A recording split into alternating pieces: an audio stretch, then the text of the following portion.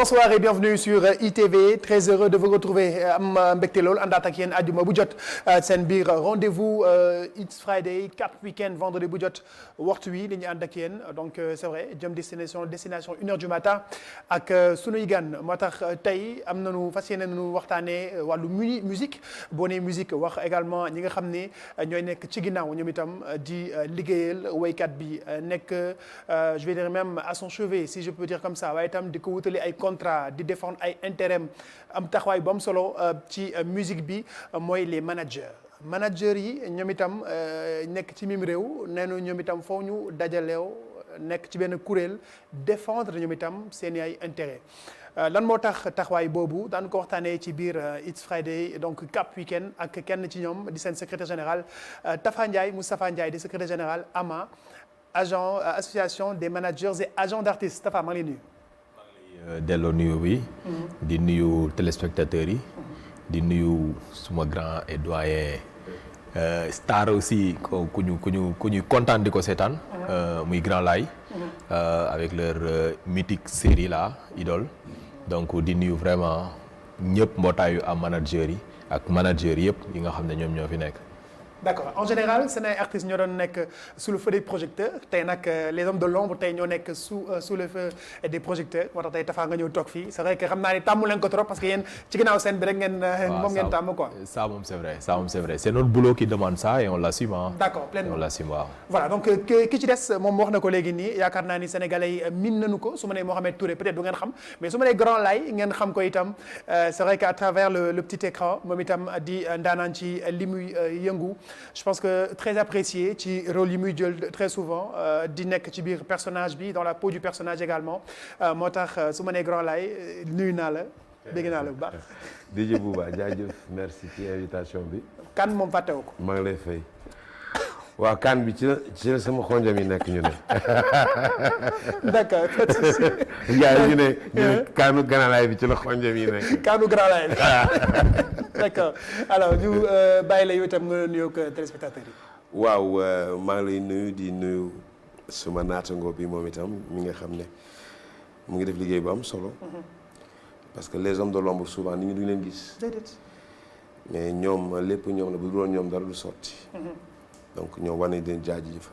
les managers les techniciens yi nekk de l'ombre su dul woon ñoom du ñu dégg musique bu dul woon ñoom du ñu gis cinéma bu dul ñoom du ñu gis dara. d'accord donc lépp ñoom la. mais di nuyu aussi spectateurs yi faral di seetaan It's Friday.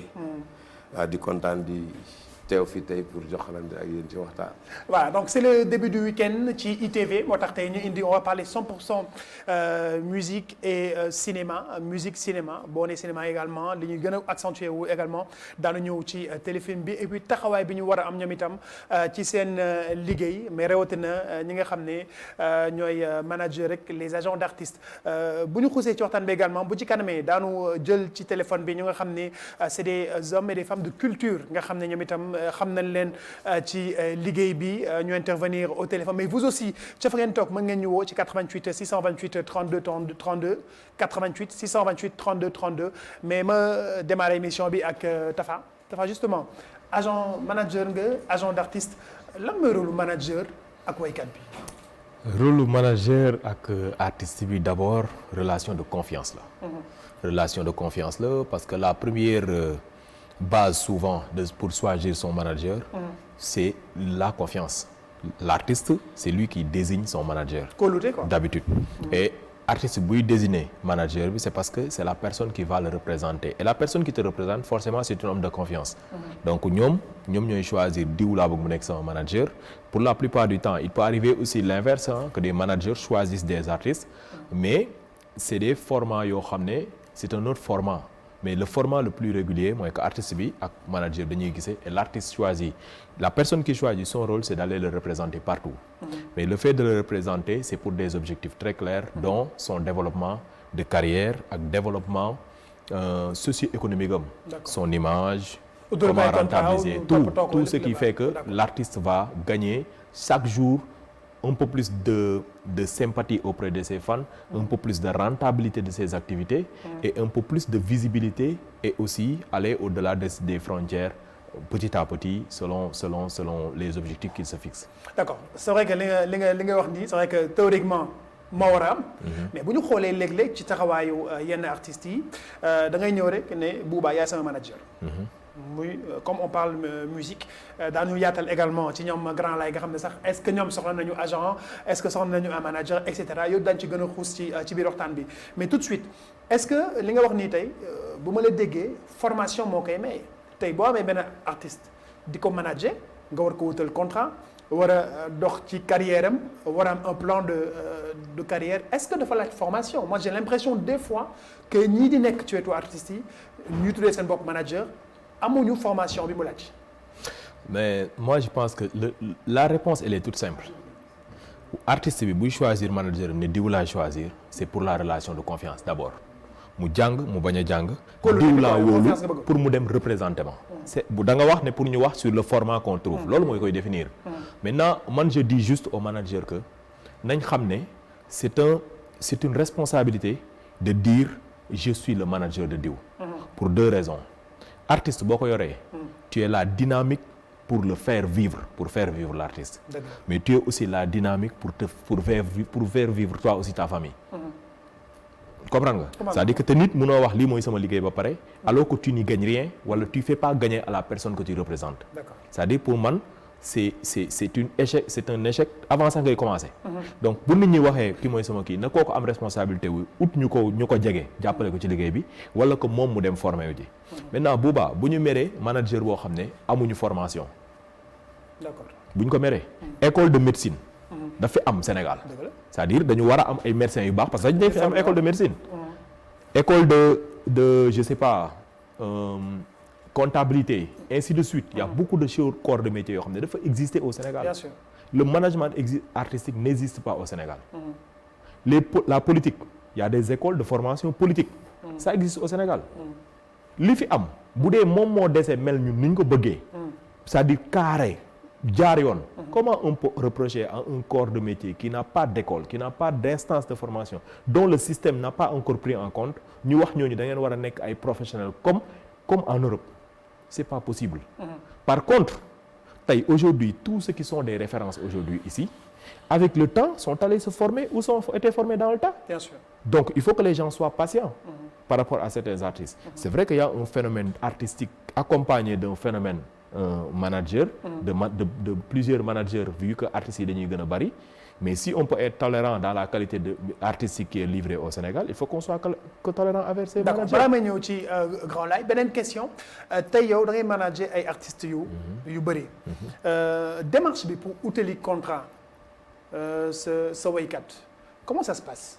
xam nga au Sénégal le format le plus simple très sincèrement il faut qu'on l'accepte mooy artiste bu amee tour. les gens l'appellent tout le temps. buñ ko woowee.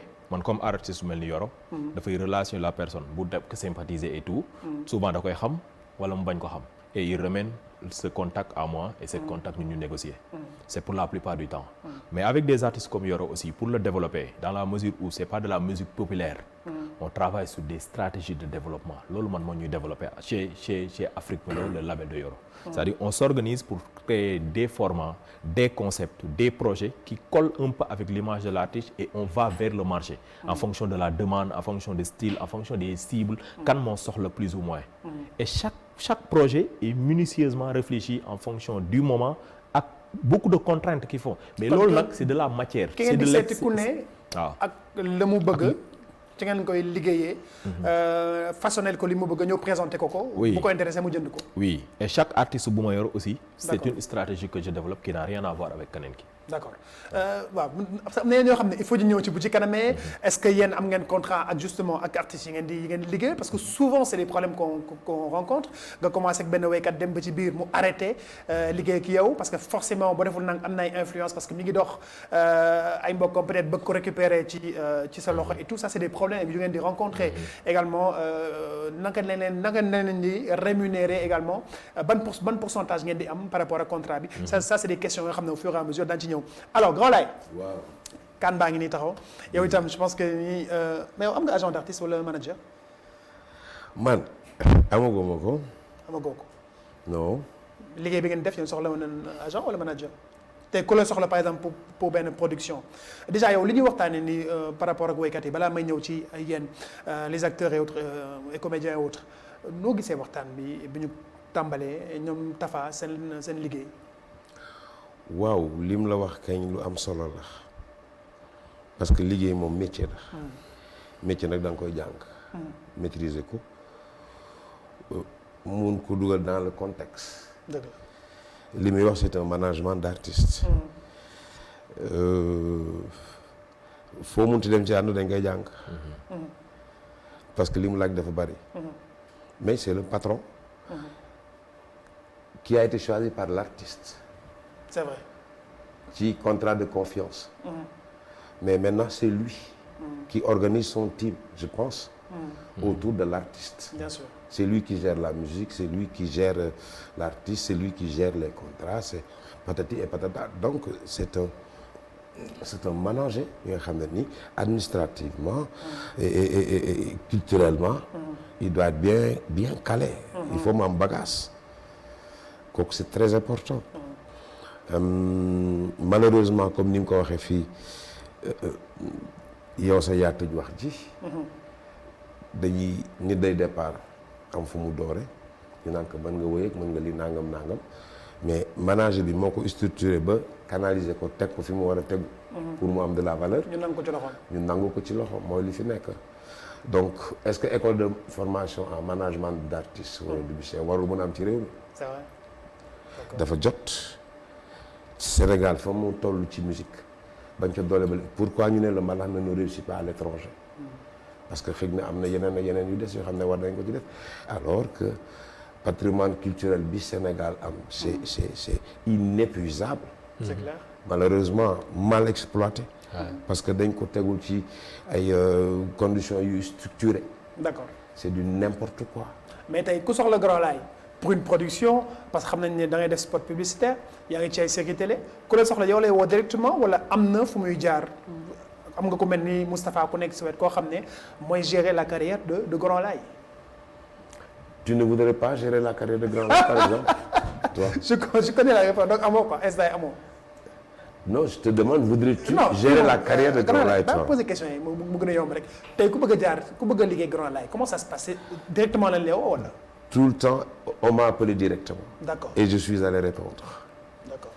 et je discute. waaw. mais xëy na bu amee yeneen envergure j'aurais besoin d'un conseil. D'accord. mais ce qui ne veut pas dire que aussi qu'il y a pas des gens des amis à moi qui gèrent certains aspects en matière de conseil. C'est un conseil juridique c'est un avocat yu demee noonu quoi ak yow capital expérience bi nga am. Bien sûr. Ouais, surtout c'est important. waaw. D'accord alors Grand Laye c'est vrai que ñu bëree waxtu bi ñu ngi lay seetaan. ah bon. c'est vrai mi ngi sur scène mais Grand Laye parcours bi c'est vrai que comment ça s'est passé comment Grand Laye est arrivé à la télé. non comment je suis arrivé à la télé mais ça date de très longtemps. Ça a commencé par des spots publicitaires. Ça devait être dans les années peut-être 94 ou 95. ay sport de départ et puis cette histoire je la raconte souvent quand on me la pose. J'avais une nièce qui a été retenue comme figurante ci benn spot. Alors comme elle est de nature très jolie. Elle a été mise en valeur. ci affiche bi quoi ci spot bi. mais le montant bi noonu leen doon fay. moom elle a perçu en deçà des autres xaw ma erreur xaw ma lan la. D'accord. mu dem di laaj nag ne leen mais ñun ay figurante lañu woon ñoo waroon na yem cachet. sama bopp dafa néew. gars yi na ko loolu romb na xanaa une prochaine fois mais ça l'a frustré. parce que fu mu romb ñu ne ko yaa ngi toj télé bi yaa koy bomb te yoru ci dara. mu gisu ko waaw yorul dara. mu ñëw seet si ma loolu yàgg na je travaille au ministère du tourisme. ñu dem seeti agence bi ko doon def quoi. bi ñëwee ci agence bi la personne responsable. ma ñëw di casse pour suma jarbaat. muy di ma déglu ma yàgg mu woo comptable bi ne ko kii au lieu de temps jox ko temps donc beaucoup plus que ça quoi. suma jarbaat ne ko non mu ne ko kii nga ma indi laa soxla. xëy na ci waxtaan bi je ne sais pas. lan la si gis. léegi moom ok dina régler que le problème mais man maa ko intéressé. rapidement mu ne ma dinaa la woo non daf ne man am nga photo ma ne ko lu may dox di ànd ak photo. le lendemain ñu fekk ma fi may liggéeyee photo ma. le surlendemain on m'a fait tourner un spot. D'accord. Et c'est parti. C'est parti comme ça. J'ai reçu d'autres coups de fil diw moo ma jox sa téléphone. yaa def ak moom spot bëggoon naa ñu waxtaan. donc mu demee noonu quoi et ça continue. D'accord parce que daanu gën a ñëw ci personnage c'est vrai que wax nga léegi nii na à part li ngay joué ci téléfilm yi am nga sa liggéeyu bopp da ngay xëy am sa liggéeyu bopp mais nooy def pour boole ñaar ñi. non léegi gën naa am jot. nga am jot léegi quoi. parce que jël naa suma retraite de l'administration. D'accord. J'étais un agent de l'administration. mais bi ngay nekk en activité comment ça se passait. oui c'était pas très facile mais il fallait de la compréhension de part et d'autre. sa hiérarchie bi ñu xamee ne yaa ngi ci milieu bi la réaction. nangul nañ ma ko. nangu nañ la ko ok. parce que déjà au niveau de l'administration où j'étais je faisais office de conseiller en communication. D'accord. Quand il y avait événement sinon si je n'organisais pas l'événement mais j'étais impliqué en tant que maître de cérémonie. D'accord. Et je suis impliqué à partir du ministère où j'étais point focal dans pas mal d'organisations interministérielles. D'accord. dama ci daan bokk di teewal suma ministère. donc j'étais impliqué dans le système administratif de l'État. C'est vrai. ok maintenant mais suma directeur. ba ci su ministre bi nga xam ne moom yilif xam na li may def. da daan gëstu sa naan ko mais monsieur le directeur sa waa ji foo ko jëlee kii daal moo dañuy ànd ci cortège mu otoom la gars yi topp quoi. dëgg la c'est vrai. bon c'était intéressant. léegi j'ai pris ma retraite j'ai beaucoup plus de temps mais damay daan wax ne damay defi nangam. parfois ñu war a génn dem hors de Dakar. pour 3-4 jours je viens devant mon responsable hiérarchique mon patron mon directeur je lui dis nangam mu ne ma fay un papier. mu defal ko ma def ko mu dem. D'accord. mais su ma wàccaan 17h 18h laay dem sur le plateau. D'accord. je tournais parfois jusqu'à 2h du matin. c'était pas. nga xëy fajar dem liggéey. waaw bi xëy fajar dem liggéey daan naa faral di tardé man 9h 10h laa daan liggéey moom gars yi aussi ñu jéggal gars yi nag garaaw jéggal comprendre ko quoi. dañ ma ko daan jéggal. c'est vrai. léegi nag amatuma contrainte boobu retraite bi jot na. oui. depuis waaw maa ngi dallu en même temps di mën a tutourner comme ni ko gars yi buggee mais nag parfois c'est éprouvant aussi. C'est éprouvant, c'est vrai. dañ lay lessiver parce que tu tournes jusqu'au-delà de 2h 3h C'est 4h du matin parfois. Ah ouais. heure yooyu lañ lay soxla parce que y a pas mal de trucs yi entrent en jeu mooy guddi gi. Bien sûr. waaw lumière bi yenn ay scène de nuit la xam nga. mais enfin. yow yaa ko taamu. yaa ko taamu góor aussi war na. bien sûr di yëngal yaramam quoi. baax na ci am na solo. am na solo Tafa Ndiaye ba tey ma fàttali mbokk yi nii tey sunu gan ñi c'est 100% culture on va dire.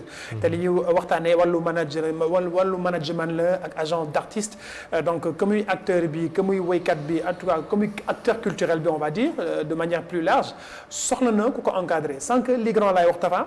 dégg nga ko par rapport ak ñeesam est-ce que tey bu fekkoon ñeesam am na son agent. ci wetam. balaa muy dem tourner spot bi tout ça y a un contrat lépp dina xool def négociation yi. li ko ci dal peut-être du ko dal. oui mais comme je dis rek man moom j'ai cet esprit de tolérance des choses qui se passent et on apprend de ses erreurs. ñun ñëpp bu ñu nekkee tey ay professionnels c'est parce que avec les artistes avec lesquels on a commencé am na ay affaires yoo xam ne dañ ko doon def te c'était pas la meilleure chose. boo ko defee. daj ci benn erreur après tu apprends de ça et ñun ñëpp noonu lañ jàngee. fii les grands noms yëpp c'est comme ça qu'on a appris sur le terrain donc en moi c'est ça qu'on a ce qui n'est pas tolérable. man je peux pas aller faire signer yoro benn affaire boo xam ne vraiment je prends pas en compte tous les points yi nga xam ne professionnellement c'est pas des choses à lâcher. loolu ça peut pas se pardonner. parce que professionnellement ak niveau bi ñu am ci liggéey bi c'est pas normal. mais on peut être vraiment à l'aise comme ni mu ko waxee. kooku c'était pas ça son boulot on a trouvé son image que elle était belle elle passait moom aussi dans ce euphorie xam nga mooy dal jeunes yu bari léegi. publicité dañuy dem y a ceux qui ont toujours ñi ray léegi marché publicité yi c'est ça. avant pour prendre une personne même si c'était pas une personne célèbre c'était toute une négociation. aujourd'hui nit ñi dañu bëgg feeñ. da ngay ñëw benn nit sa koñ sax nga gis ko mu xaw a bëgg solo rek si on le prend on met son image dans une publicité. et ça tue et ce n'est pas je dis pas que ce n'est pas normal mais ça tue le marché. aujourd'hui dañu war di jox ñi moom liggéey yenn liggéey ñu jox leen ko. c'est ça. par exemple aujourd'hui il y a beaucoup de gens yu cas série on prend des gens yoo xam ne ils n'ont jamais été dans le cinéma. D'accord. dans l'art dramatique. alors que am na ñoo xam ne c'est ça qu'ils font un boulot. xam nga gars yi dañ koy casse. Bien sûr. je dis pas que j'ai pas d'agent man kii. je dis juste que c'est des choses qui ont fait est-ce que am nga ay le marché. am nga ñoo xam ne ñooy liggéeyal. Oui, une fois ñoo j'ai xam eu- ne nekkuñu ci milieu musique bi. Actuellement, très sincèrement, je suis pas dans l'art dramatique. D'accord. Ça fait, mais une fois, je pense que j'ai eu une fille boo xam ne loolu daan def mais après dafa tukki. dafa tukki quoi loolu la doon def quoi mais moom il était plus dans le cinéma vraiment quoi. D'accord. waaw après il avait tourné un film boo xam ne ay Ivoiriens ñoo ko doon tourné.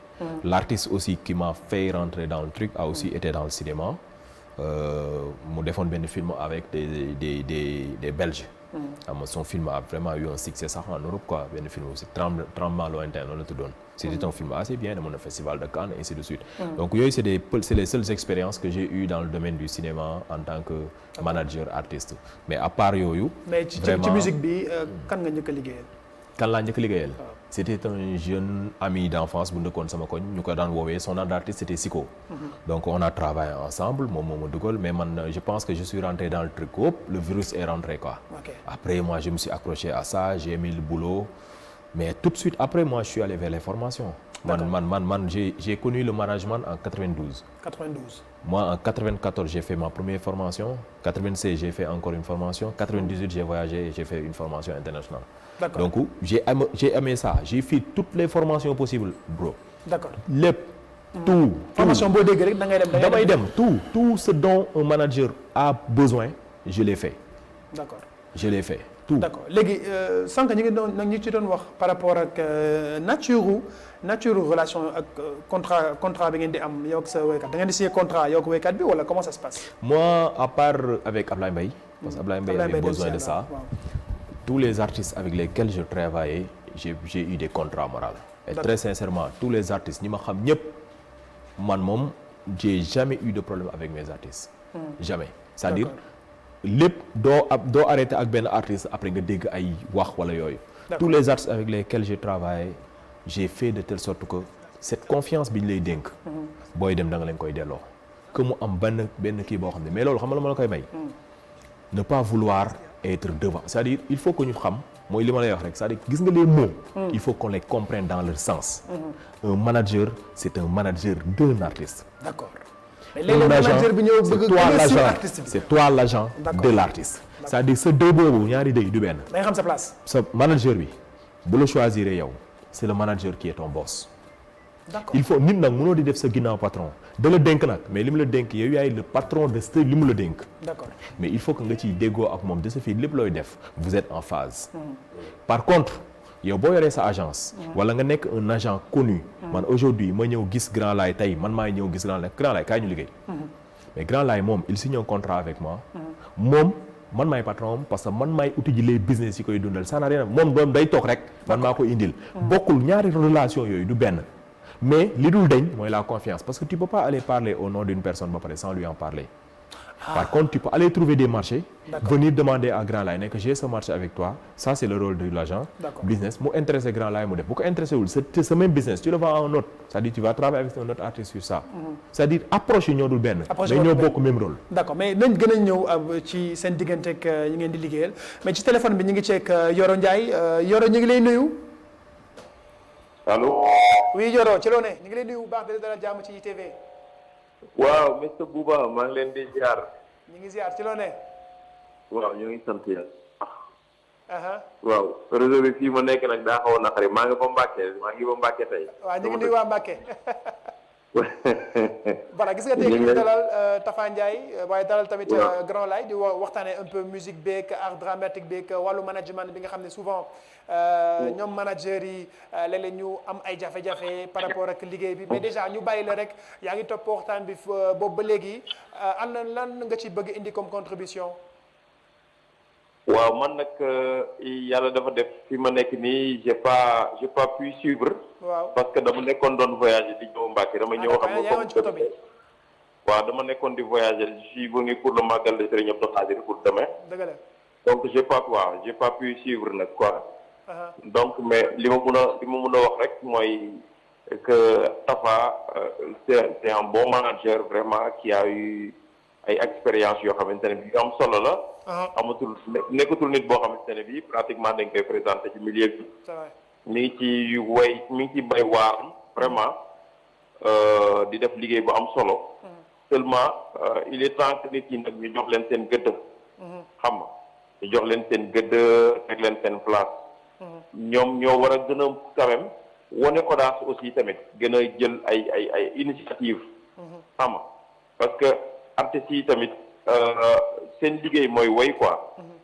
seen liggéey mooy woy seen liggéey mooy créer des œuvres mais il faut que managers yi aussi ñu gën a am audace gën a jël les devants ci orienté artistes yi parce que loolu mooy seen liggéey aussi quoi loolu mooy seen rôle xam nga parce que artistes yi seen œuvre rek lañ am quoi léegi niñ koy jaayee ak niñ ko war a tasee ba nit yi mën si jot je crois que loolu liggéeyu artiste manager bi la. Voilà donc artiste bi seulement dañ ci war a nekk avec moom rek. xam nga war a décliner les grandes lignes yi nga xamante ne moom la ñu war a jël. mais je crois que liggéey boobu man du ma leen ko duñ leen ko jàngal quoi par exemple munoo par exemple gis nit ba pare. topp ci ginnaaw di ko fakkatal quoi. xam nga voilà donc en tout cas man dama koy encourager di ko ñaanal yàlla fu ñu bëgg egg ci métier bi. yàlla defal ko si lu kaw njortam. Malheureusement j'ai pas vraiment suivi le débat. Parfois voilà bëgguma nekk hors sujet quoi en quelque sorte. D'accord mais c'est vrai que li nga wax sànq laaj naa ko déjà la relation wax na ko sànq relation confiance dafa war a am diggante woykat bi ak manager bi et c'est important. Oui c'est important waaw c'est vrai que ñàkk wóolu di ko moom bu duggee rek liggéey day daal di yàqu. liggéey boo gis ci base bi à la base na doon confiance quoi relation de confiance man quand j'ai connu Tafa dafa fekk mu nekk di liggéey ak Ablaye Mbaye te ku ne xam ne man ak Ablaye Mbaye benn la ñu woon quoi. donc gis naa liggéey bu rafet bu mu doon def ak Ablaye Mbaye donc bu ñëwee mottali yéeneem si man. donc day nekk loo xam ne lu rafet lay doon te maa ngi ko ciy gërëm quoi ci confiance bi nga xamante ne bi aussi def na ko envers man. d'accord Yoro Ndiaye ñu ngi lay gërëm duñ la téye lu yàgg ci téléphone bi ndax yaa ngi ci da nga nekk ci tukki noonu ñu ngi lay gërëm yooyu tam di la remercier ci ni nga nangu intervenir ci émission bi lee jërëjëf. Yoro Ndiaye. maa ngi leen di jaajëfal et puis di leen souhaiter une très très bonne soirée. merci beaucoup Yoro ñu ngi lay gërëm. merci ok mu nekkoon Yoro Ndiaye Tafa mi toog mooy manager am Yoro voilà mi ngi noonu Tafa réaction. Après ça xol day sedd parce que ça veut dire que li ngay liggéey man comme je dis je n'ai pas à dire je fais bien ou je fais pas bien. Je veux juste que boo liggéey les artisans il faut le laisser lui être sûr que il est plus ou moins content de ce que tu fais. Après ngeen di ça vous fait dépasser les objectifs. Ñun on a qu'à faire ce qu'on a à faire. On assume la place mooy ku la sànq na homme de l'ombre bi man defe naa ñi ma njëkk gis devant la télé c'était quand je faisais le point de presse de Baba Amdi quand on organisait You Melody c'était la première fois. Après boobu feeñaatuma dans aucun média ba Ablaye Mbaye te dese Ablaye Mbaye moo ma génneewaat devant les médias. Aujourd'hui on est encore en train de travailler sur Ama loolu moo ma mettre devant les médias si je suis autant invité sax c'est pas parce que je suis manager mais parce que je gère une association buy regrouper ay managers te ñun suñu défi c'est juste de se dire que il faut que cette association ñu def si un peu plus d'effort pour que manquement bi ngay wax ni ak incompréhension bi am si suñu métier ñu mën a harmoniser pour am une même vision ñun ñëpp et aussi pour le grand bénéfice des créateurs comme ni Yoro wax parce que si les gens créent c'est pour que ñu jaay ko ñun il faut que ñu comprendre ne management dafa am un rôle essentiel il faut ñu jaay bàyyi ce truc farfelu bëgg feeñ c'est des trucs yoo xam ne moo yàq marché bi il faut que ñu xam ne nous devons être des vendeurs jaay defar produit jaay. D'accord defar produit jaay mais c'est vrai que période bi ak période du Covid bi ñu nekk seen liggéey gën a tëral métti c'est vrai que benn période c'est vrai que ku mel ni Yoro Ndiaye nga am style de musique bu muy def il peut mën na ko jouer ci ay hôtel mën na ko jouer ci yenn resto amoon ngeen ay jafe-jafe.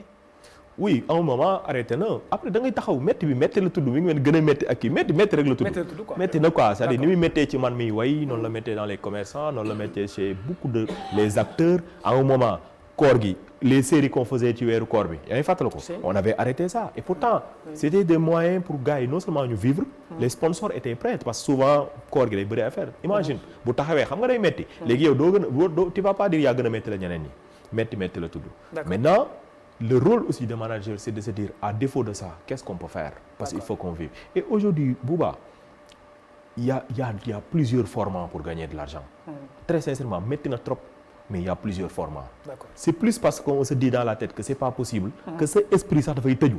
D'accord. Mais tant que tu te dis que c'est possible day mel ni comme si yàlla dafay barkeel sa xel ay idées di ñëw qui font faire que dafay mën a nekk les événements en live que les gens organisent ça peut être payant. Bien sûr. genre di gars yi noonu y a pas un marché le marché on le crée.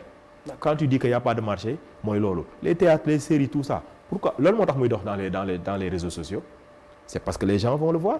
Bien il sûr. faut trouver des moyens de vendre ça nit ñi di ko jënd les gens achètent sénégalais yi ils sont pas méchants.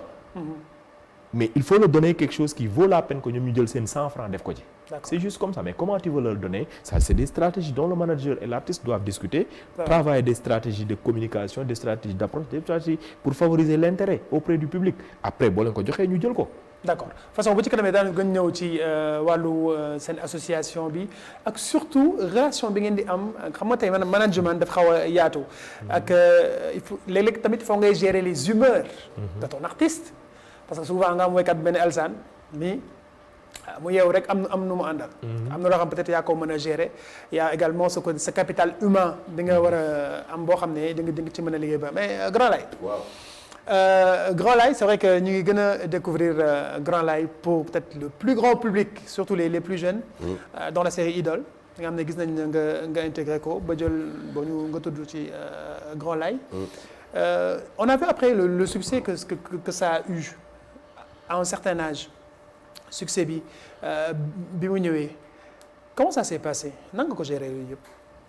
naka laa ko gérer. waaw. mais le plus naturellement possible. C'était pas évident. Pourquoi ça ne devait pas. non je dis pour ñenn ñi en fait comment c'est comme pour entourage de famille bi yooyu. non c'était pas ma première participation à un film. Aussi bien sûr à une série. je sais. Donc pour en arriver à cette intelligence de Grand Laye.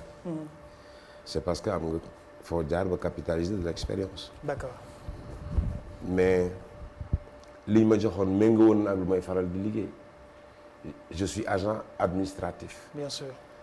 Donc je suis GRH. Gestionnaire des ressources humaines. Quand on me confie une direction d'un journal, donc il y a un petit personnel, c'est pas costaud. Bien sûr. Tu peux administrer, tu peux gérer.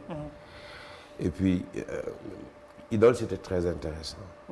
Parce que tur bi déjà dafa am lu mu ëmb. Idole mooy ki nga xam ne moom la ñuy sopp ba di ko roy. dëgg la. Donc kooku war na am nu mu bindoo. ci ay comportement ay attitudes. ak ay valeurs yu muy incarné. Mais Grand Laye son vrai nom Ablaye Gaye. Il est écrivain et journaliste en même temps. Bien sûr. ci la bind livre. Le pouvoir de la déontologie. benn étudiant lire na ko dugg ci biir. il s'y retrouve. il veut être comme Abdoulaye Gaye. il est allé apprendre le journalisme. D'accord. génn ñëw wut ci stage ci journal bi idolam nekk directeur. mais il est sorti aussi major de sa promotion. donc muy wokkatu bu daje gestu. kese. Voilà. Mu tombeek manque d'un personnel au niveau du desk politique. Alors, immédiatement, Oui. de question à laisser, on l'a embauché, on l'a présenté au personnel de rédaction et tout. Il a démarré à faire son job. D'accord. Donc, il faut le donner, mais pour être directeur de ceci ou de cela, ça, je le maîtrise depuis plus de 20 ans. D'accord. Donc, bi la joxee ce rôle-là, tu étais déjà dans ton élément quelque part. Mais j'étais dans mon élément. D'accord. Mais bu ñu ñëwee ci mbind mi, c'est vrai que c'était say texte ku dégg li ngay joué ak ni nga jëlee personnage bi su ma la waxee Aminata Sophie Dieye lan la lay fàttali. Aminata suma xarit la woon ndeysaan. Parce que avant may liggéey ak moom dama daan lire les chroniques du samedi de Ndeye Taxawal. Oui. mu ne 40 ans nangam. ma daf daan tax ma daan jënd le journal. L'Observateur. ma di ko lire. Alors quand on m'a présenté le scénario de Idole moom moo ko bind. Donc déjà man am naa ban impression laay war a fekk ci biir. tubaabam neexoon na et puis c'était vraiment succulent quoi. ma lire texte Idole bi aussi c'était intéressant. Alors mais elle était toujours près de nous quand on démarrait Idole. Elle était à la nu mu tudd sur le plateau de tournage. dafay suivre gaañ. là sur le terrain quoi t'es là. Ouais. Ah oui il est là il est là. parfois mu toom yàgg mu dem griffonner quelque chose ñëw wax ak réalisateur bi ñëw wax ak acteur bi il y était quoi. Supposément nous on était là à boire un café ensemble ci la xarito bi am. D'accord. Tu vois moo tax son décès nous a vraiment ébranlé. Bien sûr. Voilà.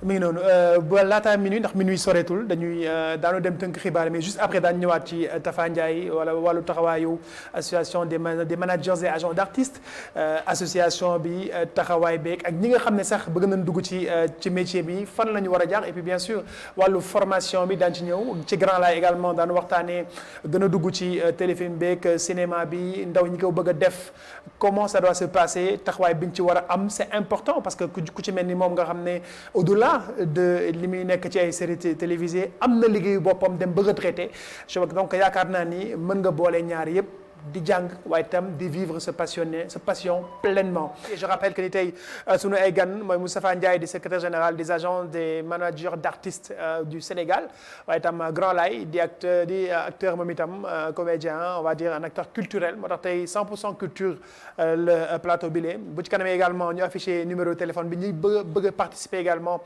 ñu permettre leen ñu nekk ci waxtaan wi mais Grand Laye damay ñëw ci yow.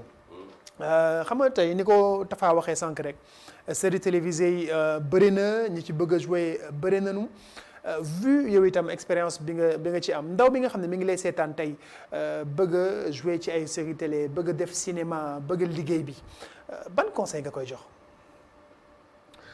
waaw laaj nga question bu am importance. parce que xam nga bu njëkk théâtre moo fi amoon.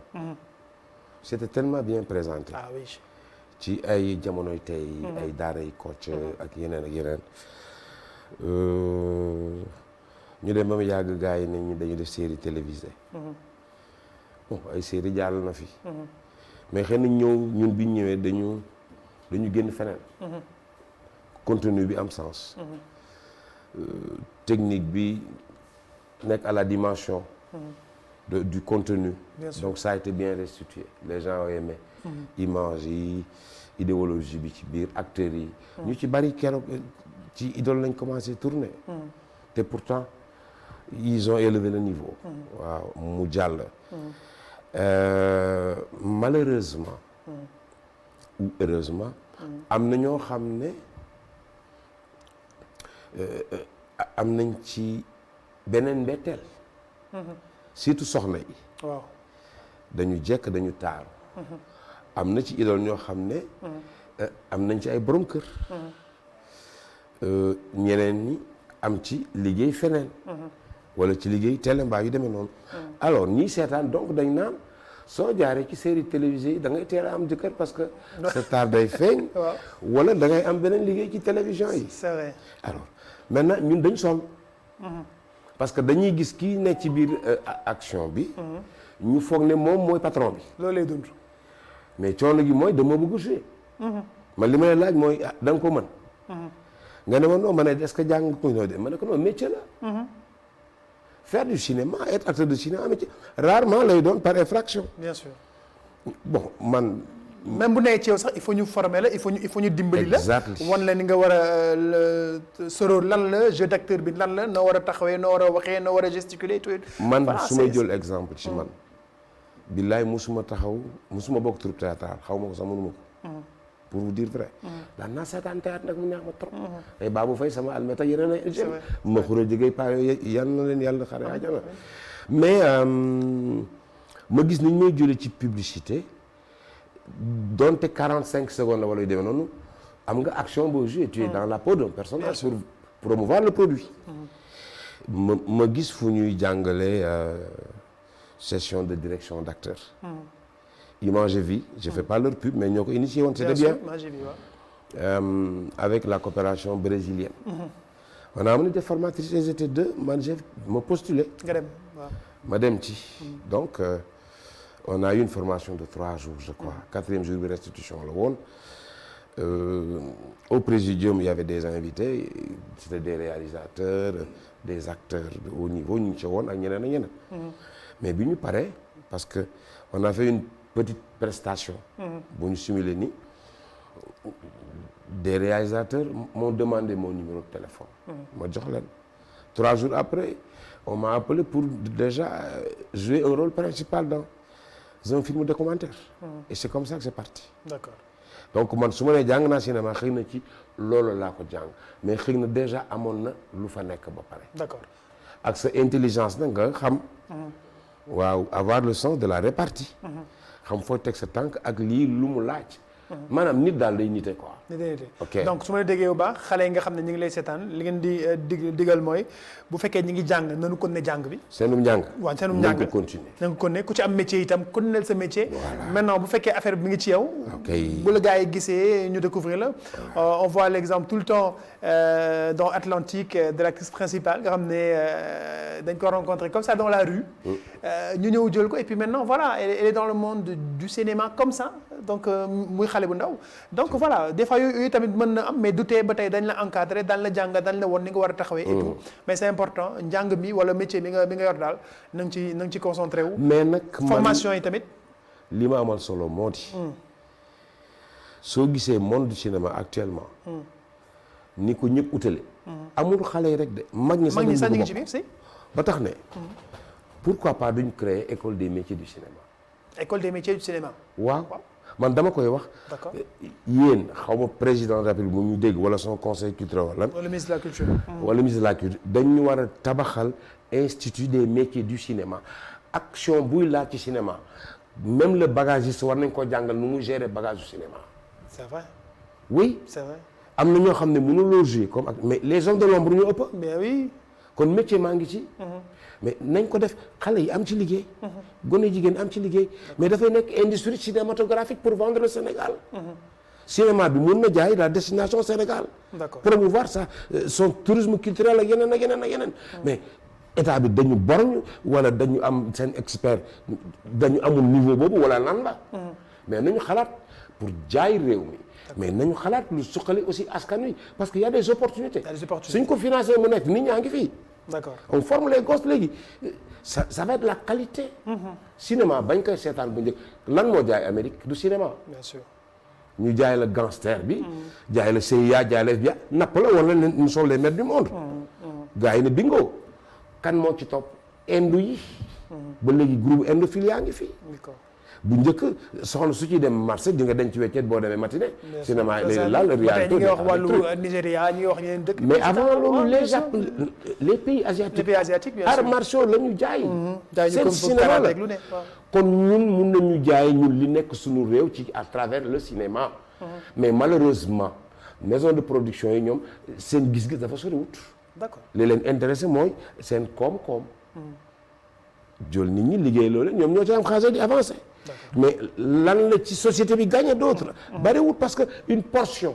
ñoo cay bokk ñi ngi des ñëpp gis mu rafet ñu bëgg a bokk foo romb ñu leen la boole ma ci te yow yoroo yëf it dañ laa woon ne la kaay jàpp ci rek. la yoroo yëf it. c'est ça le problème. il faut mu leer. ministre de la culture nañu dégg. na ko dem wax ak président de la république. jam ñaajo gu yaatu gee.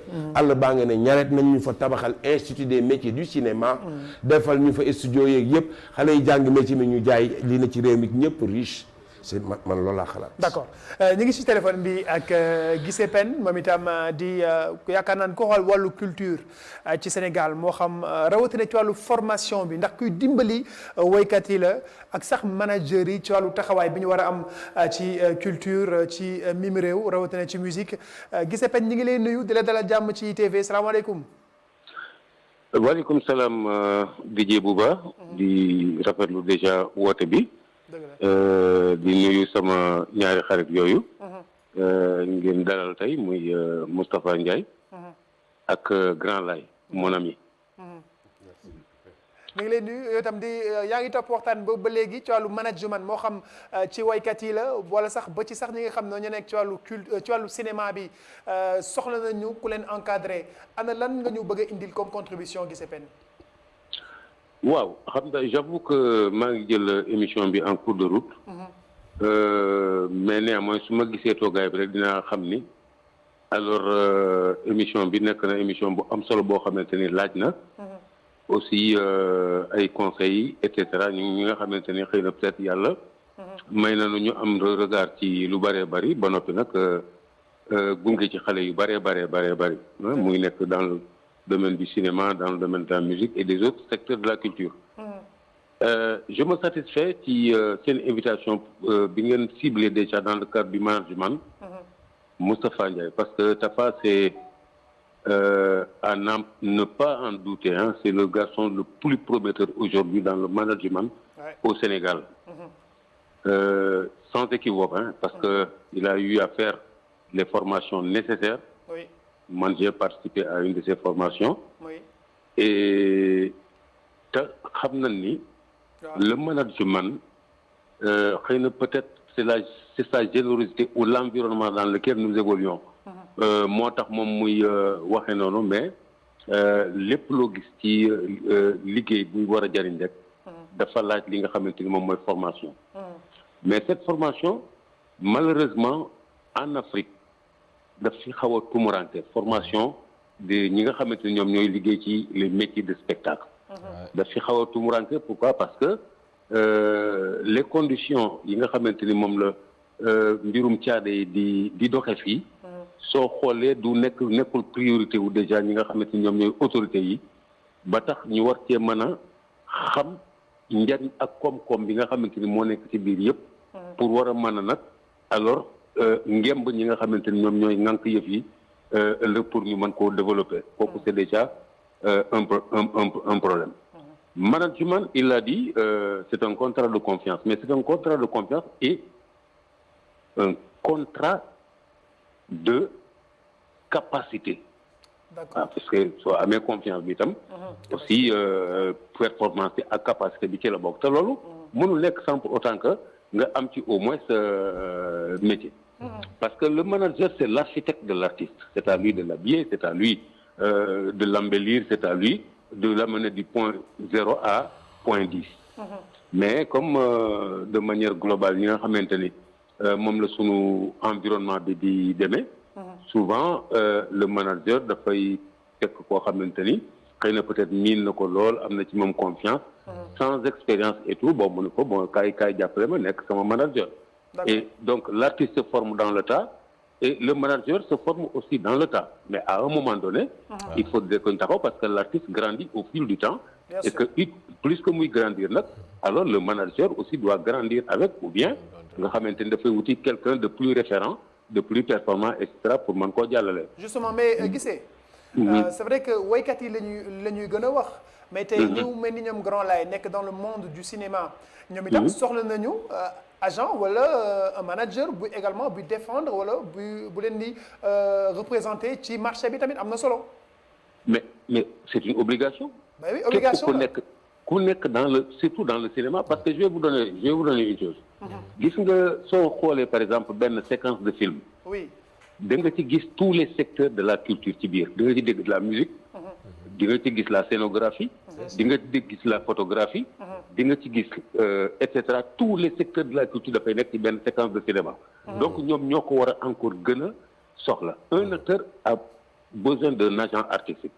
foo dem dëkk boo dem c'est comme ça que ça se passe mais comme je le dis puisque il n'y a pas longtemps peut-être que notre métier va être pris en considération avec l'adoption du statut de l'artiste. Bien sûr. Je crois que suñu xasee ba dem fale dinañu nag décliner la fonction yi nga xamante ni moom moo nekk ci biir métier bi ñu xam kan mooy kan ak pour loolu nekk naka lañ cay dugale mais ce qui est clair moom mooy suñ dee wax de la formation boo xamante ni académique aujourd'hui dans le cadre du management surtout du côté de la musique soo ci génnee Ousmane Faye génne ci Paris Niane Moustapha Ndiaye nga ciy teg le reste bon ils sont formés dans le tas ay jàmbar lañu lool moo tax c'était opportun et extrêmement important que seen association bi mën a taxaw mën a saytu nag évaluer li nga xamante ni moom mooy le cadre de management global au Sénégal ñun ñi nga xam ne xëy na peut-être yàlla may na ñu nekk ay formateurs ñu ñëw gunge leen former xale yi pourquoi parce que la musique se construit à partir dès l'instant où déjà ils ont maintenant leur statut. merci beaucoup Guissé Pène ñu ngi lay gërëm bu baax guddi na duñu la téye ci téléphone bi lu yàgg mais déjà ñu ngi lay gërëm rek ci ni nga ñu nangoo gunge ci émission bi lee Grand Laye Tafa gis ngeen dégg ngeen li Guissé wax wàllu formation bi wàllu statut de l'artiste bi nga xam ne également am na solo te ñu bëri ñu ngi ko doon xaar et à travers ce statut là ñu ngi xaar itam des mesures d'accompagnement moo xam moyen surtout au niveau de la formation car c'est hyper important rawatina ci li nga njëkk réaction par rapport ak lii Guissé Pène. waaw comme li grand Guissé moom dañ koy remercier rek parce que grand la boo xam ne xam nga tout le temps mi ngi à notre côté. di accompagner un peu le secteur dans plusieurs domaines mooy loolu. maintenant le statut de l'artiste est une réalité boo xam ne mi ngi fi mais il faut qu'on comprenne que aussi c'est pas encore prêt on est à court de chemin. Bien sûr. C'est-à-dire qu'aujourd'hui ils ont juste posé la loi sur la table en conseil des ministres et ils en ont parlé ils ont adopté. Donc maintenant il reste aussi mu demaat ba assemblée. ñu voté ko bu ñu ko voté ba pare après moom mu war a ñëw président yi war a ñëw premier loolu tamit xam nga ñun gars yi tàmm nañ leen. dañuy def ay affaires mais du gaaw. mais de toute manière on félicite au moins cette dynamique ça veut dire qu'on a encore fait un pas. maintenant si on en vient à la formation dont tu dis elle a son importance dans la mesure où. li lépp loo munti nekk rek dafa soxla. formation am na ko nekk ci buntu bi ñu jël ko salaamaaleykum.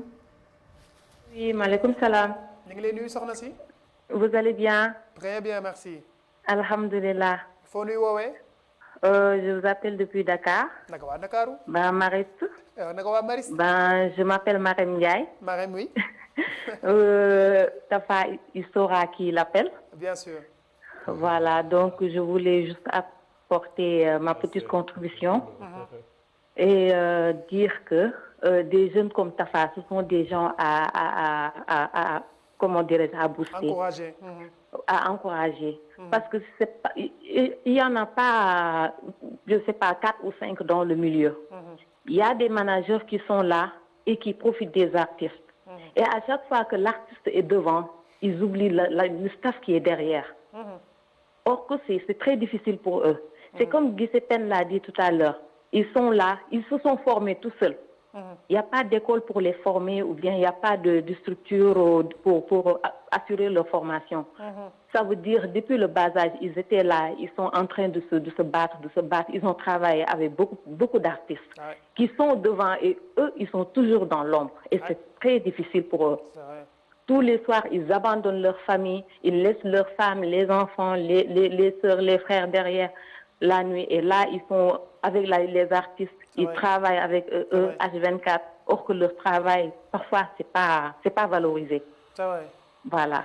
Marie, merci beaucoup. Donc, ils devraient bien être boostés et voilà. On est derrière eux, on les soutient. Franchement, on les souhaite tout le bonheur du monde. On leur souhaite le succès même. Merci beaucoup. Merci beaucoup, Madame Ndiaye.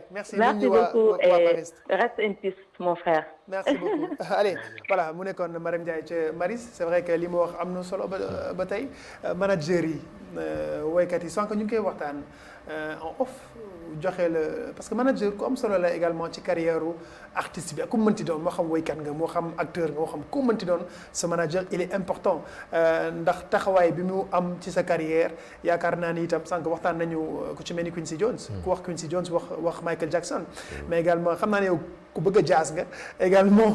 comment le sais-tu. dama ko xam nag voilà xam naa ne da nga bëgg a jazz mais également tu aimes bien le jazz. bien sûr j'aime bien. bien sûr t'aimes bien le jazz. ah j'adore kanam mais surtout je pense que bu ñu ñëwaatee un peu ci sujet bi sànq wax nañu benn am naa lu ma la laaj sànq di ngeen ma ci tontu tey nu ngeen di gérer artiste bi par rapport ak humeur yi c'est pas très évident nit kese la ñu jël ki ci buntu bi ñu xool ko ITV salaamaaleykum. kooku bu yegsee rek ñu jël ko en attendant ñëw na salaamaaleykum allo. allo salaamaaleykum. maaleykum salaam soxna si ñu ngi lay nuyu.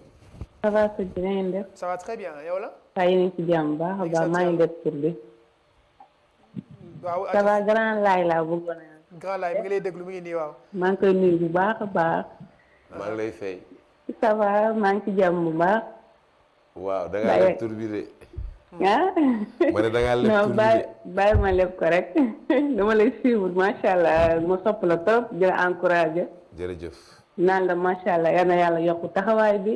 amiin yaa rabbal aalamiin. yàlla gën la macha allah daal nga yegg ci kanam daal parce que dañ lay suivre macha allah nga nekk idole macha allah bu généreux daal macha allah. moom fu muy wootee. man maa ngi wootee Jaxaay. Jaxaay. Jaxaay. waaw. oui. mais Jaxaay am na lu ñu ci daan woy de Jaxaay ma laaj. naka waa Jaxaay ñu ngi lay encouragé daal di la félicité bu baax a baax. jërëjëf maa ngi koy rafetlu trop.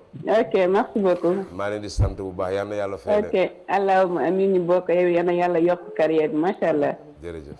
ñu ngi kontaan trop macha allah bu ñu la gisee dañuy fier dañuy kontaan ndax am na patience macha allah booy kii.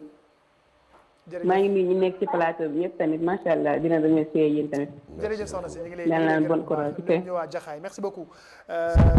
Grand Laye. waaw soppe yaa ngi noonu. waaw ñu koy rafetlu rek. parce que moo gën nga am loo wone. dëgg la. nga génn ci ñu lay ŋàññ. di la dëkkal néeg boo dëkkul. mais justement boo gisee léegi doguma la yenn série yi nga xam ne ñu ngi koy ŋàññ ñi ngi ñaawlu taxawaay bi léegi wax nga ko léegi nii lépp lu ñuy wane na rafet mu mel ni yow itam am na loo message boo bëgg a jàllale par rapport ak bien sûr ñu gën a bàyyi xel ci mim réew ak suñu valeur. waaw man ciblé wu ma benn série wala benn film. bien sûr. pour di am lenn lu ma cay seet mbaa lu may lijjanti. te sama yoon new ci. sama bopp moo tax may wax. dëgg la. boo gisee ba ñuy tourner ci Idole joxoon dem naa ba dugg ci campagne électorale. bien sûr. mais lan moo ne woon sumay slogan ensemble restaurons nos valeurs. man loolu laa gëm. moom nga gëm tam ngay wane. loolu mooy suma personnalité. bien sûr. kon man je suis une idole. bien sûr. tu vois. waaw donc man am naa lu ma war a incarner. idole boobu moo tax cofeel gi bàyyi ko ci doomu aadama yi. wutal sima. kon mënatuma def lu yées loolu ci yiw. ak ci lu baax ak ci lu rafet ak ci lu jàngale. parce que askan wi quand même booy faral di déglu rajo yi. di seetaan télé yi di dugg ci réseaux sociaux yi da ngay tiit da nga naan ban Sénégal laa nekk. lu leer laa lay wax. dëgg la. parfois da ngay am lu la naqari. loolu sax. parce que parfois sax fa muy jibe moo lay njëkk a tiital. dëgg la. ñenn ñi ci xale yi la. ñenn ñi ci soxna yi la te ñoom ñoo waroon a gën a ànd ak sell. ànd ak yiw. mais am sañ-sañu jël wax bu ñaaw di ko teg seen làmmiñ et puis bala ñuy bëgg ci Facebook bi. ci yeneen Facebook mais c'est un livre ouvert. bien sûr. damay wax ni si may ko Facebook mooy livre bu tijji ko. WhatsApp dafa lay laaj WhatsApp man ak yow la ñun leen la. mais dañ ciy def affaire mu fuité parfois. c'est scandaleux. et puis ñenn ñi nga xam ne ñu ngi ciy profité. mooy c'est de journalistes là yi incarné naan journaliste nañ nañu dimbali ngir yàlla. lu yàq fi ñoom ñoo ko yàq parce que amuñu yar amuñu teggin xamuñu la déontologie bi nekk ci mbir mi. xamuñ fu ñu war a yem ak fu ñu war a dépassé. ba moo tax léegi terme ruube xaw ma lu mu tekki. ruube mais xaw ma lu mu tekki. xaw ma ko mais lu soof la. te ñu ne non mais c'est vrai.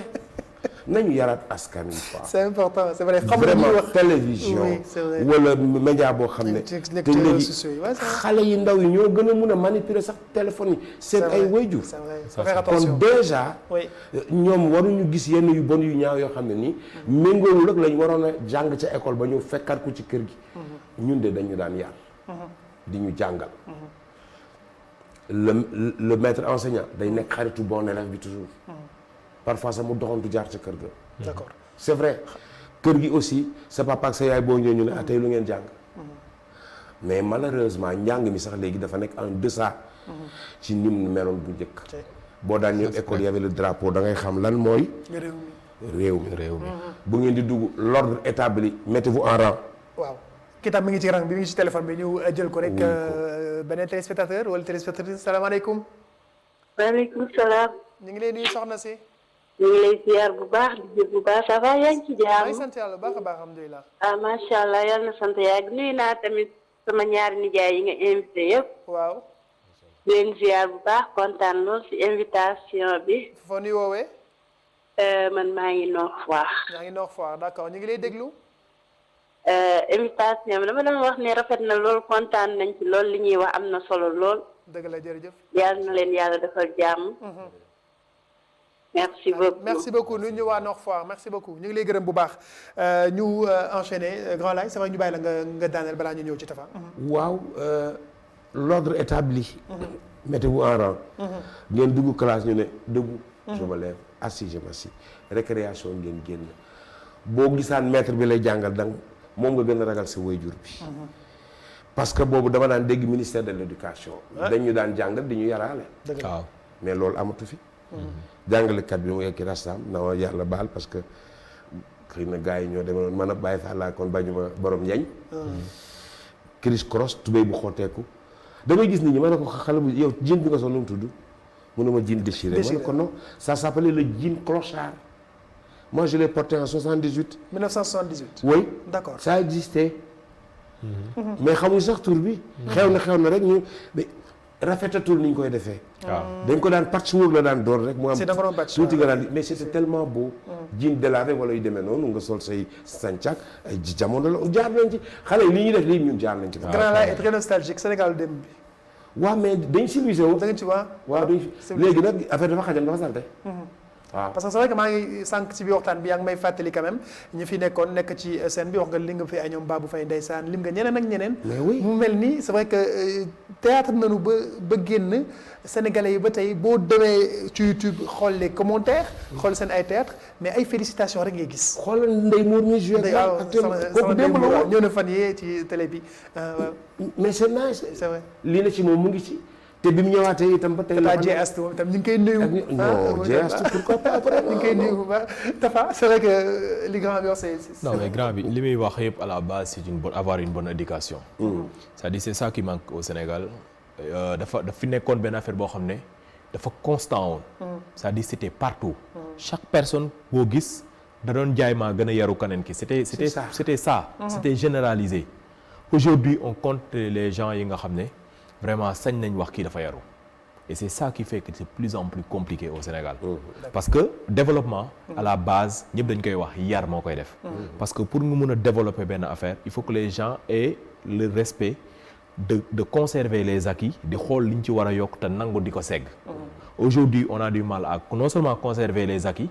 mais on sait pas faire le choix entre ce qui vient de l'extérieur lan lañ ci war a jël ak lan lañ ci warul jël. à un moment suñu identité personnelle sax dafa perverti. D'accord. On a du mal à savoir qui est qui. man xam nga la moo tax mënuma am problème ak artiste. man lépp lu may def sama yar laa jiital. man j'habite dans une famille boo xam ne tey bu ma déggoon bu ma jëloon xaalis yoro jaay ko lekk ko te tàgguwuma ko problème bi ma ciy am toute ma famille va être contre moi. amul mag amul xale. tout le monde va être contre moi. les amis avec qui je fréquente tout le monde va me dire que boy li nga def du yoon. te xas boobu dama koy daw. parce que dafa am lu may bañal sama bopp. donc même bu may am 5000 francs ci moom 5000 francs boobu ma téye ko dem ñibbi sama kër ma am tamit jawar boo xam ne xeebalu ma lu ma am. loolu tamit da lay dimbali. dans le milieu culturel dans le milieu artistique. boo amee soxna boo xam ne daf lay jàppale.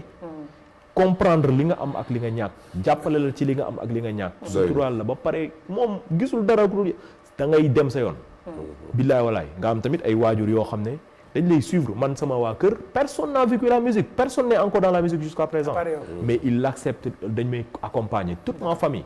xam nga mënoo fi toog te itam xam nga. sànq wax naa ko gënuñu xuus sa diggante ak Ablaye Mbaye c'est vrai que sànq maa ngi koy wax ci naka ngay gérer say artistes parce que nit la. léeg-léeg xam naa ni du mu jàppate sax du ñàkk ci cadre liggéey bi parce que bu ñu nekkee ci liggéey dañu nekk ci liggéey mais gis nañu relation particulière bi nga amoon ak Ablaye tout le temps ensemble waxtaan beeg bu ñu nekkee fay tey ñoom grand Gézépé ñoom grand Jules ñoom Fallou ñoom ñëpp mais jegeyoo bi même au-delà du boulot diggante boobu. xam nga avec Ablaye Mbaye je l'ai connu bi ma nekkee ak Baba. Baba Amdi c'est l'artiste avec qui j'ai plus duré. Baba c'était j'étais son assistant. Le manager de son label. Mais c'est aussi l'artiste avec lequel lu bëri tey bu ma convaincre ne c'est possible c'est avec lui. C'est l'un des artistes les plus intelligents avec lesquels je peux travailler. Sans vouloir vexer personne. Parce que Baba c'est quelqu'un koo xam ne il a une vision boo xam ne. il faut le fréquenter pour comprendre. C'est un artiste qui comprend les affaires de la musique. gis nga business musique boobu nga xam ne moom la ñuy wax. Babou ni mu ko comprendre bëriwul ñu ko comprendre. Bien sûr. ma nekk ak moom dund ak Ablaye Mbaye temps Ablaye Mbaye mi ngi am le projet bii mu gaañu nii boobu ñu ngi koy jox foofu. ñu nekk ci projet bi Ablaye Mbaye di fa ñëw ba sympathie dugg. Notre relation est partie parce que da doon yóotu benn projet biir Nations Unies. Où il était avec Baba Mal, Kumba Gawlo, Modulo et Eumeu Sène. Mais lui, devait faire partie de ce projet, mais le projet était latent de son côté. Parce qu'il était un peu seul. Moi, je remercie au passage Mam Kumba. mu nekk benn femme boo xam ne daf ko doon jàppale pour mu gagner projet bi. d'accord téléphone bi ah Baba. Baba ñu ngi lay nuyu di dalal jàmm ci ITV seen biir émission It's Friday ñu ngi lay dalal jàmm Tafa Ndiaye ngi toog Grand Laye bi ngi di toog donc ci wàllu musique bi gis nañ taxawaay bi nga ci am ñu bàyyi la yooyu itam ngeen sa participation ci émission bi. waaw maa ngi leen di ziar lu bëri. ñu ngi lay fay. di kontaan ci dalal bi. di kontaan ndax sama ñetti xaritaa fi fekk. c'est vrai. waaw yow moom suma xarit nga yàgg na. bu baax. waa nit la boo xam ne du changer macha allah. qui a beaucoup de qualité. macha allah c'est un bel homme bu baax. le grand bu baax. waaw. Après laay moom grand laay suma grand la suma papa la suma xarit la suma conseiller la waaw dañuy ànd fu kenn dul yëg xaaja guddi dañ koy doxantu di ko def moom mu nekk nit koo xam ne danaa ma noo booy du nii la defal nii la donc et ça c'est des choses yoo xam ne c'est pas donné à tout le monde donc moi j'ai eu la chance de l'avoir à mes côtés en tout cas. Ça moom pour man honneur la quoi de l'avoir parce que nit la koo xam ne il est sain d'esprit. C'est un homme qui est très très intelligent car machallah qui est instruit. C'est un artiste au vrai sens du mot. Donc c'est quelqu'un que j'admire que je respecte énormément et qui fait énormément pour le mouvement reçu. Tafa nag moom suma Tafa la parce que Tafa moom suma Tafa la donc Tafa yàgg nañu ça ne date pas d'aujourd'hui. On a fait beaucoup de choses ensemble on a même fait des folies yoo xam ne c'est des choses yoo xam ne doomu aadama ci aar du yaakaar ne mën na nekk xam naa ne moom suma raccroché dina ci mën a indi lu leer.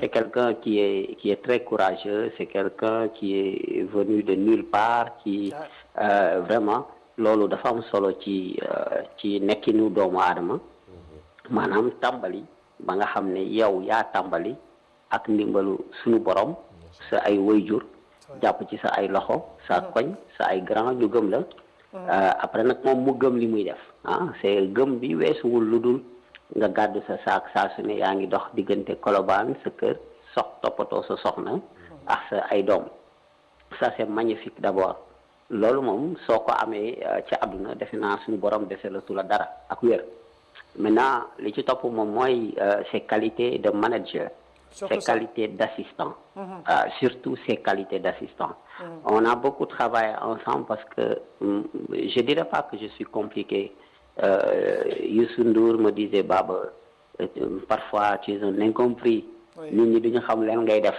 après la nit ñi di doog xam li ngay def mais Tafa tout au début il observait mais après petit à petit il comprenait exactement fi nga xam ne foofu laa doon bëgg di dem et vraiment il s'adaptait ba nga xam ne benn moment sax aux yeux fermés dama koy ne bon qu'est-ce que tu en penses et il pensait exactement man li may xalaat tout au début du ko daanul comprendre loolu mais après mun naa bu ne ma mais grand lii man ko non yow vas-y xalaatal même pour réaliser un clip parfois je le laissais réaliser des clips on a travaillé sur tous les projets du Sénégal que ce soit les projets de Viviane de Wally tout ce que vous pouvez imaginer au Sénégal moi aujourd'hui je suis très content de le voir sur un plateau de télé mu nekk ak yow nekk ci télé boo xam ne nag sama télé la parce que télé bi man bokk naa ci ñu ko door bokk naa ci ñiy door ci ay télé yu bëri waaye làqatu ci ginnaaw fii sama kër la. donc su ma ko gisee ci plateau bi. mu jàkkaarloog yow nga nekk benn animateur de renommée ah jàkkaarloog Grand Laye qui est très très doué que je respecte beaucoup. man pour man plaisir la. parce que télé dafa am lu mu pertoon. mais aujourd'hui la télé est en train de regagner sa place. mais oui.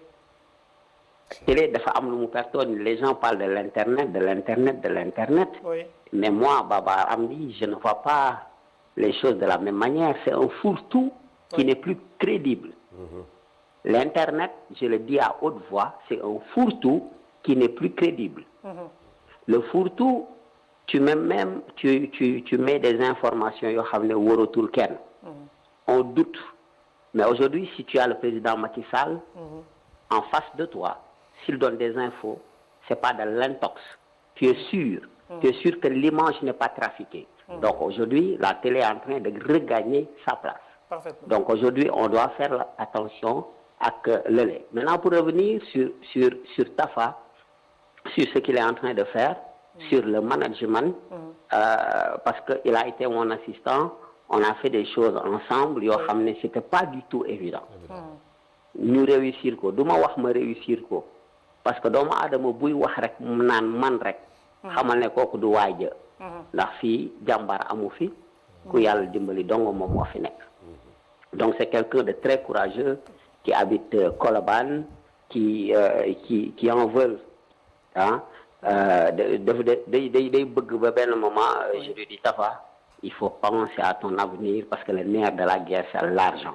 Chaque fois dama ko koy wax nee naa ko tu es très passionné mais da ngay jël balance nga teg ko ci digg bi mais aujourd'hui il le réussit. Moi je suis très fier de lui. Merci quand je le vois travailler ak Yoro ak Ablay Mbaye on s'en souvient ak keneen damay kontaan waaw Grand Laye nag moom lu ma waxul ci moom rek c'est vrai wallahi la azim dama ko fàtte.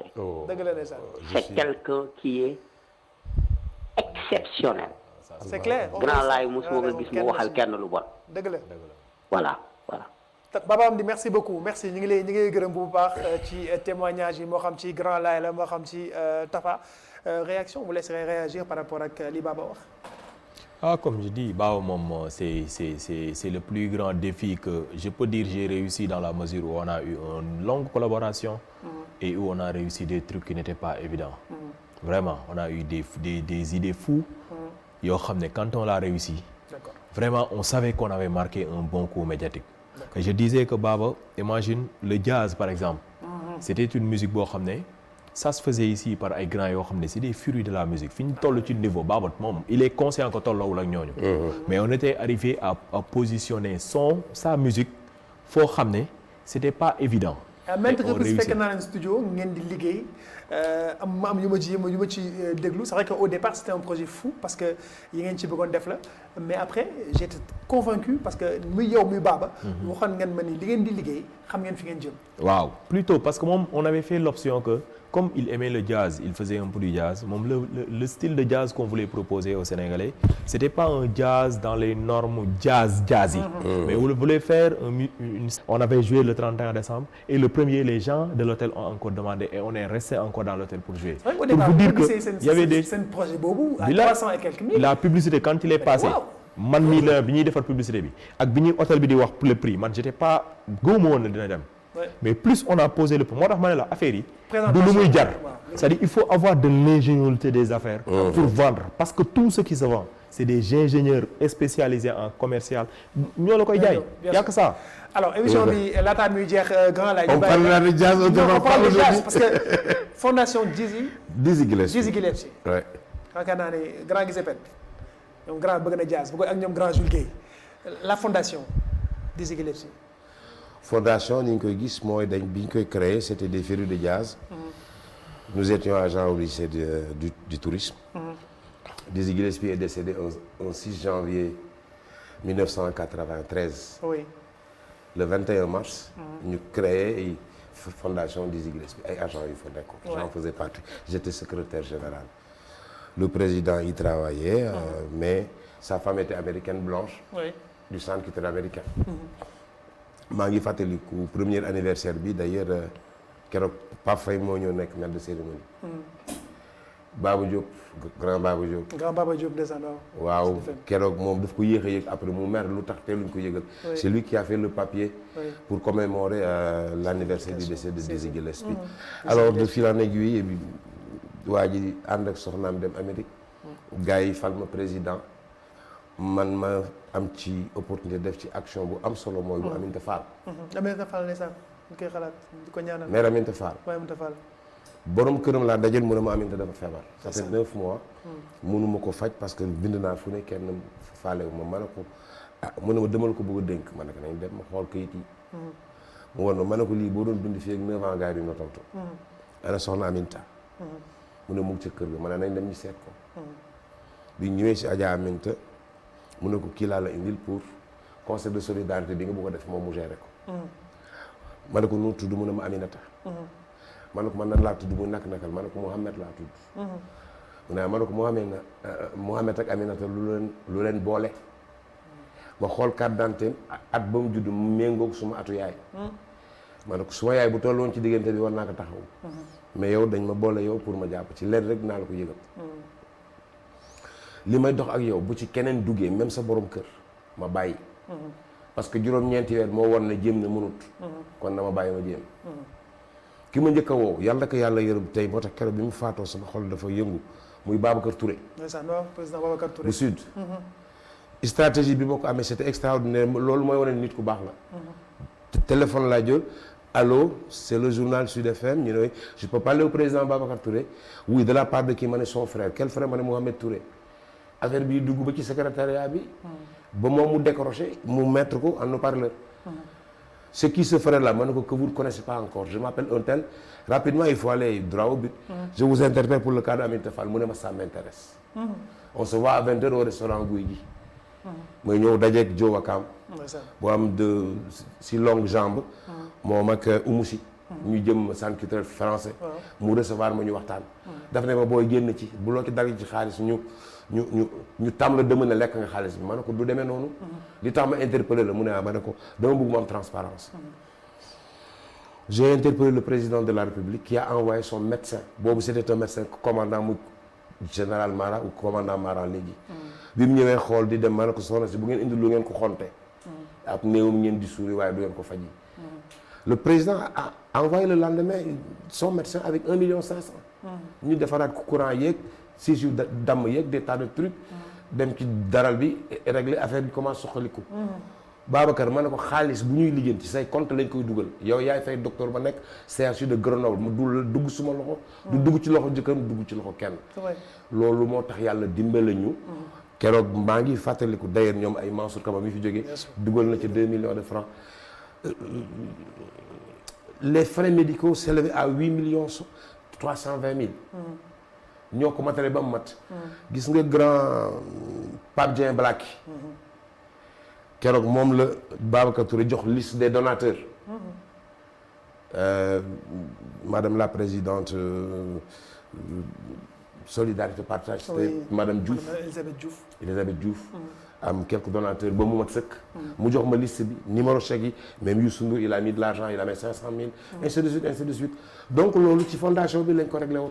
mais ñu bari ñu bëgg ko foqati ci sama loxo ñii bëgg a ruubee parce que non may leen lii. mais tam yaa ngi naan ruubee te tamit yaa ngi utiliser ruubee itam. waaw léegi wàll nañ ñu ko loolu dafa xew. donc loolu affaire jazz bi moom lu ñuy waxaat beneen la quoi. donc fondation Dizzy Gillespie waaye mi ngi noonu donc. mu ngi noonu mu ngi fii mais. dinañ koy yëngalaat pour artistes yi nekk situation dans le jazz. bien sûr kuñ ci mën a jàppale la ci laa nekkoon. xam naa ni Jules Guèye moom bu ko gisee moom. Jules Guèye. dina ci. mais le film du fer jazz bien quartet. sûr, oui. quartet c'était l'ossature du Super Diamono. bien sûr. avec Pape Dembel Diop. Doudou Konaré. oui. dont je suis son conseiller à ce jour. Lapa Diagne ak Ousmane Sow la woon. d'accord c'était un bon quartet. d'accord. Pape Niang aussi ba léegi. on va reprendre les activités. grand lay c'est vrai que amoon nañu mbégte lool dalal la ci plateau bi mais malheureusement télévision programme la ak i heure ñu bàyyi la rek nga tàggoog téléspectateurs yeeg soppe yi nga xam ne tey accompagné nga nu ci biir émission bi It's Friday Cap Weekend tous les vendredis 23h15 ba 1h du matin ci ITV yan kàddu ngay tàggoog téléspectateurs yi. waaw rafetlu invitation bi. parce que comme ni ko Baba waxee léegi. mu ne télévision mu ngi dekkiwaat quoi. parce que bari na waxtaan ci télé yi. mais maa ngi gërëm diw ak maa ngi nangam diw mun naa ñàkk. mais wax lu askan wi seetaan mu amal leen njëriñ. ñu am luñ ci jàngat je pense que loolu moo ëpp solo. te lu mel noonu nga def tey. indi secrétaire général de l'association des managers et des agents d'artistes. c'est extraordinaire parce que fii musique la ñu di dund. kon musique boobu war nañ ko segg toppatoo ko. teg ko ci fu aw yoon. mais ay loxo yu baax yi comme Moustapha. ñoo ko war a mën a doxal. kon teewaayam fii am na solo trop. man maam ci mbégte. cinéma bi aussi mun na dimbale askan wi. d'abord mu ngi leen di yee. kon nañuy wone lu yee nit ñi. rawatina ci période Covid bi. Covid bi kenn demul fenn yaa ngi am temps toog di seetaan. di seetaan ni moo ngi ne ci kër gi. mais nañ leen war loo xam ne nii vraiment daf ñuy jëmale kanam ci fu baax. benn deuxièmement nañ ko yaatal def ay bërëb yu ñu koy jàngale nit ñi. parce que mun na créer des milliers et des milliers d'emplois. Baba am dinañuy waxtaan ci lu mel noonu am na projet ci fànn boobu. du ma ko weeje fii moom dana ko wax. mais Baba on le remercie. parce que dafa créer lu am solo ci Sénégal. muy le mouvement reçu. Bien sûr. La révolution culturelle sénégalaise qui va au-delà de 200 000 membres. Bien sûr. te am na solo trop. mu ngi koy révolutionner nag. la culture dans toutes ses diversités et dans toutes ses sensibilités. Bien sûr. Moi je dis si on se mettait dans une dynamique festivalière à partir de notre diversité ethnologique war nañ mën a jaay réew mi koom-koom bu bari nit ñi sa war a ñëw di seetaan Sénégal li fi ne muy mbégte muy jàmm ak xéewal ak sutura maa ngi lay remercier yow mi ma invité tey mais waxtaan bi mënul àgg xanaa à suivre lay doon may gërëm aussi ñi doon seetaan tey jéggalu bu fekkee njuumte am na ci ñu jéggal ñu ko mais lu baax rek lañ ci jublu woon pour waaw parce que loolu nga ñu doon doye tey ñu joxalante gaañi Sénégal dafa war a am neneen lu muy doxee ñi koy war a doxal nag dañu war a nekk ay nit ñu nite. dëgg la am na solo. waaw parce que nitay garabam mais nite ci boppam mooy garabu doomu aadama sinon yàgg bàyyi may yenn am. am na solo kontaan naa ci jërëjëf grand laay ñu ngi lay gërëm bu baax a baax ndax pàcc yi ñu la soxlaa yëpp wax nga ci ñun wax nga ñun ci wàllu cinéma wax nga ñun ci wàllu musique moom lañ la soxlaa woon tey moo tax ñu ngi lay gërëm bu baax ci sa disponibilité. Tafa yow itam ñu ngi lay gërëm di gërëm waa AMA yëpp. yaay secrétaire général des agents et managers d'artistes. ñu bàyyi la itam sa kaddu itam ñàkkul am na appel boo bëgg a lancer ñi nga xam ne tey ñoo yore culture mi ci mim réew. waaw appel bi du dara lu déjà ñun ñi bokk ci ñun ñi nga xam ne ñun ñooy def métier au management ak métier agent d'artiste de venir se regrouper autour de cette association parce qu'on a un métier qui a son importance comme le grand bi wax la création elle est partout au Sénégal et elle est très riche mais il nous faut vraiment yokk góorgóorlu bi pour être à la hauteur des créateurs yokk góorgóorlu pour être à la hauteur du marché international et loolu on a notre rôle à jouer comme ni ñeneen ku nekk amee mais ñun suñu rôle bëgg nañ ko améliorer en regroupant les gens essayant de yokk formation yi essayer d'accompagner échanger de l'expérience pour que au moins ñu am des niveaux assez pertinents et aussi du ñi fi nekk taxarañ bari na disons que tous les artistes qui marchent et qui sont bien visibles bien faits ay nit ñoo nekk ci ginnaaw nañ bàyyi di fàtte loolu le fait de m'inviter c'est une bonne chose mais essayons de commencer à inviter à chaque fois qu'un artiste mi ngi toj qu'on se dise que qui est la personne derrière on l'invite on essaie de voir qu'il partage l'expérience parce que ça peut faire un genre d'émission assez intéressant mais aussi les gens vont savoir que ah ok kon kii balaa moo génne lii la nit ñi daj ci ginnaaw et les gens vont être aussi pour sensibles pour dire ok donc man bàyyi ma bàyyi pirate bi te jënd bàyyi ma bàyyi laaj yónnee ma ko WhatsApp bi te jënd te bàyyi ma bàyyi dem di ko taxale ji ci affaire yooyu te commencer di consommer plus on va montrer ni gars yi daj mais plus aussi nit ñi gën a maîtriser ce qu'ils ont à faire plus tout le monde va bénéficier on remercie tout le monde on remercie Ama le président de l'association Moustapha Goudiaby qui nous fait confiance un peu dans cette démarche que nous faisons pour Ama les membres qui nous font confiance nommé ñu nekk fi parce que nommé wuñ suñu bopp aussi dañu nommé dinañu góorgóorlu du mieux qu'on peut li ñu wax ci ñun peut-être mu nekk loo xam ne peut-être dañ ciy sant yàlla yëpp pour man def suñu liggéey la rek quoi. On a fait un choix de faire ce boulot on fait li ci neex li ci naqari ñun on le vit philosophiquement am ce problème di sant yàlla di remercier les téléspectateurs di remercier Grand Laye moom yàlla dafa def man très sincèrement moom ak j'oublie tout le temps son nom gain boy bi def journaliste politique bi ñoom ñaar man pratiquement c'est les gens que je regarde dans cette émission Idole bokk na ci même kii yi nga xam ne dama ko bëgg rek te yàlla tax parce que le concept les scénarios la mise en scène tout ça xam nga boo nekkee dans le milieu dafa am ay yoo xam ne peut-être yow li ngay xool ak le grand public li ñuy xool du nekk benn man ça m'a séduit vraiment en matière de série di remercier aussi waa télé bi les boss Boubacar tout ce qu'ils ont eu à peu parce que tamit ITV a sa place dans ce côté médiatique et tout ça et ce côté artistique yéen da ngeen koy comprendre parce que yéen da ngeen ñu jege yéen moom Boubacar ak yow da ngeen ñu jege da ngeen jege un peu tous ces trucs tous ces gens qui sont derrière l'industrie culturelle et on vous en remercie di leen ñaanal mu gën a jëm kanam big up à mon ami avec qui je suis tout le temps muy Laye moom tous les projets avec lesquels je suis ñun ñaar ñooy nekk tout le temps donc moo tax lu mu guddi dafay ànd ak man te damay bañ ñu kii ma quoi ci yoon bi ma ne ko non kenn mu def dara mais ñoo ngi nii quoi donc di remercier ma femme un grand big up à elle et à tous les gens qui ont suivi l'émission. Merci beaucoup gërëm baax Tafa Ndiaye gërëm itam Grand Laye gërëm yéen ñi nga xam également chaque vendredi ngeen ñu ci biir émission bi mais surtout je remercie toute l'équipe de production Assane damay jël nuyoo ba teg ko sa loxo nga nuyul ma gars yëpp merci beaucoup à vous restez scotchés sur ITV le meilleur de la télé c'est ici que ça se passe et puis bon week-end à tous.